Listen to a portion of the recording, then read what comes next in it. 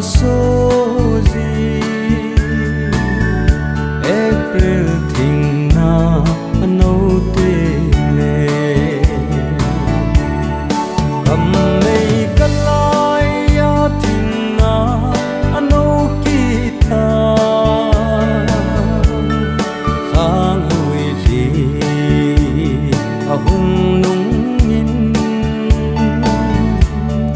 gol cheng số mà ngồi số gì April thình na nâu tiếng lệ nun lui thím thu hùng lăng gì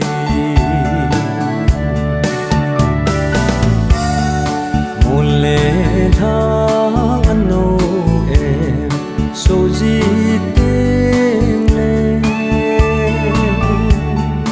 nụ lệ ba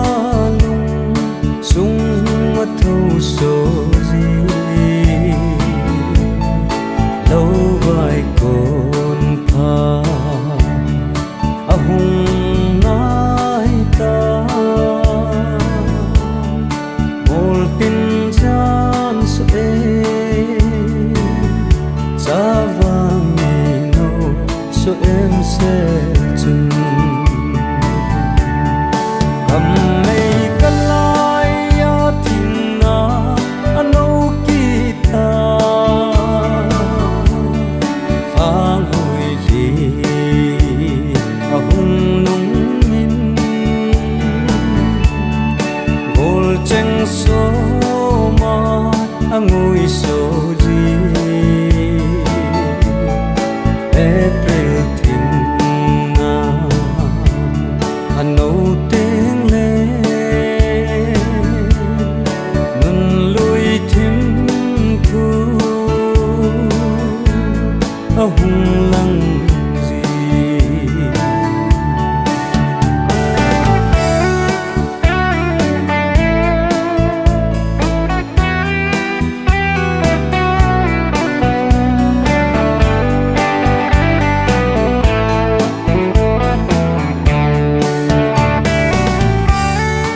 dù lệ va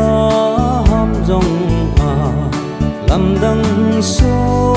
in gol đê lệ số rong lâm đắng vô linh lùng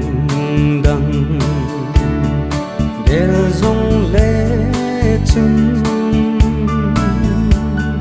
âm hình nấu băng in có mùi nà mê mùi hiu hiu chua cầm mây cất lai ya thình na nâu kita phang hồi gì hùng nung in gol cheng số mà ngồi số gì April thình na nâu tiếng lệ nun lui thím thu hùng lăng gì cầm mây cất lai ya thình na nâu kita phang hồi gì